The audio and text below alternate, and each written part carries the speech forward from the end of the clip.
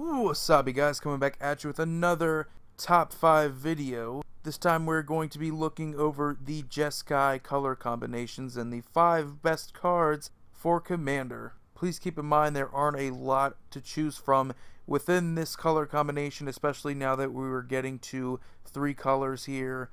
Before I get onto the actual list, let's go into some honorable mentions. We have Jeskai Charm, Lightning Angel, and Numot the Devastator. I like the charms in general, but Jeskai Charm to me just doesn't seem as powerful. You can put a creature on top of its owner's library, it can deal 4 damage to an opponent, or it can get all your creatures +1/+1 in lifelink until end of turn, all of which are okay. They're not too terribly powerful, but I feel that in Jeskai, you're most likely going to throw this card to the side and not consider it as often because there are better removal spells, there are better burn spells, and there are better pump spells in this format. Lightning Angel is just a 4 mana creature with some solid keywords here. More likely to see play in Cube for depth purposes rather than just in Commander, because, I mean, good keywords are good in limited formats, whereas once you get into Commander, it's more or less just how long can you have an impact in this game, and are you versatile enough? And Lightning Angel just isn't versatile enough, and Numot the Devastator suffers from a similar problem where you just have a huge dragon that can attack, and you can pay that extra mana to destroy 2 target lands, which is good. I mean, being able to cripple your opponent by removing their land base is solid. However, it does make you a huge target, and you're most likely not going to get off too many swings with this guy. And it's just a very linear playstyle there. So these cards all are worthy of mentioning, but I just don't think that they're good enough to make it onto the list. Number 5 here is Jeskai Ascendancy. Very well known as a combo card back in Standard as well as now in Modern, but just a very good value card here. You get a 3 mana Jeskai colored enchantment that whenever you cast a non-creature spell, you get to untap all your creatures and they get +1/+1. So it's basically like Prowess. And there are ways to manipulate that to where you can get a whole ton of value off of tapping and untapping your creatures. As well as whenever you cast a non-creature spell, you get to draw a card and then discard a card. So you get that value there of consistency with your card draw. And it also is just a great way to sort of fuel your combat as well, because you are going to give your creatures +1/+1 and you are going to be able to untap them. So you get a ton of value there. And it works well with other prowess creatures in the format as well. Number 4 is Rohan of the Femoral. Now this dude is hilarious just for flavor purposes alone. He is blind and he's literally just swinging around a club.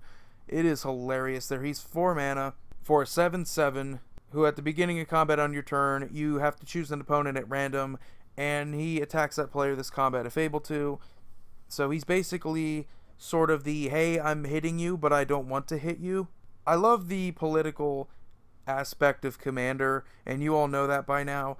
And Rohan of the Femoral is a very fun commander to play if you're more or less just trying to play politics, because either way you're going to be dealing damage to a player at random. So there's an incentive to not deal with him right away, because you don't know if your opponents are going to get unlucky and he's just going to repeatedly swing at the same one just by chance. So he's not as much of a target as you might think, although once it gets later into the game, I don't think that anybody's going to feel comfortable being the only one left there having to deal with a 7/7 that has to attack every turn. So flavor-wise, he's incredible. As a commander, he's fun. You could make sort of a group hug strategy with Rohan of the Femoral as well that not a lot of people bring up, but he's very good in Voltron as well. Number 3 is Xuyun the Silent Tempest. Quite possibly my favorite Voltron option in these colors. We all know the other one I'm thinking of, but in terms of just effort and having to really put a lot of work into your deck to make it work, I appreciate decks that force you to play as many spells as you can, and Xuyun definitely helps that out with the prowess. The more you get the prowess there, the chances are the more likely you are to deal lethal with the double strike, and definitely works well as a Voltron commander because you can throw equipment in there. He gets +1/+1 until end of turn for each non-creature spell off the prowess, so that works well with equipment strategies. It works well with aura strategies because they're also non-creature spells. All you have to do at that point is just pay the mana to give him double strike, and you have lethal there and commander damage. But he also works well as one of the 99 in, say, another Voltron commander deck of your choice.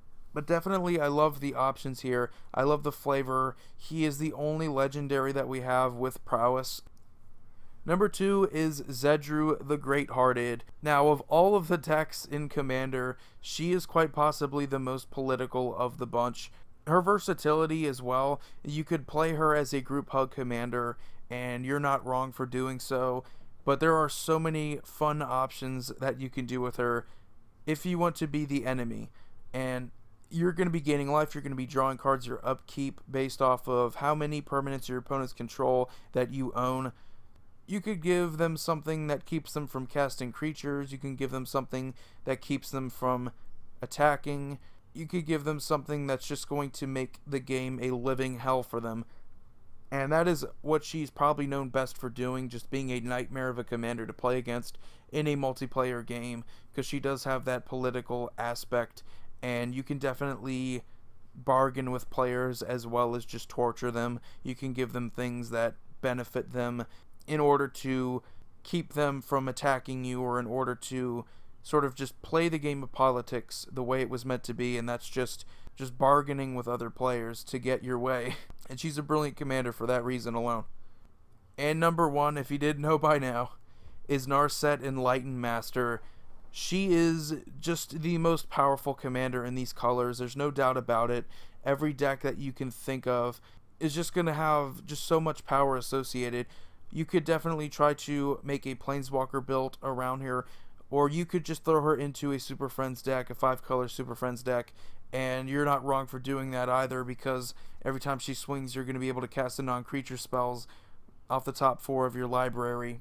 Planeswalkers are technically considered non-creature spells, so that, in addition to the fact that she is just a pain in the ass to deal with because of the hexproof. So you don't have to waste a spot in your deck for something like a Lightning Greaves or a Swiftfoot Boots like a lot of Voltron based decks would have to do. So you have the space in your deck to focus on mana ramp, to focus on extra turn spells, to focus on extra combat step spells, and it just works so well.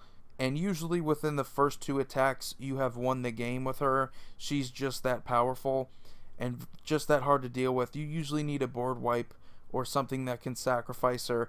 Anything that can get her off the field without targeting her is preferable, but she's just insanely powerful. You don't need to focus a lot on auras or equipment, but it definitely can help if you can throw out something like an Eldrazi Conscription just to help win the game quicker, and that's usually what you do anyway. So just a ton of power here in Commander, and when it comes to Voltron in particular, she's usually on the top of the list there whenever you think of options there.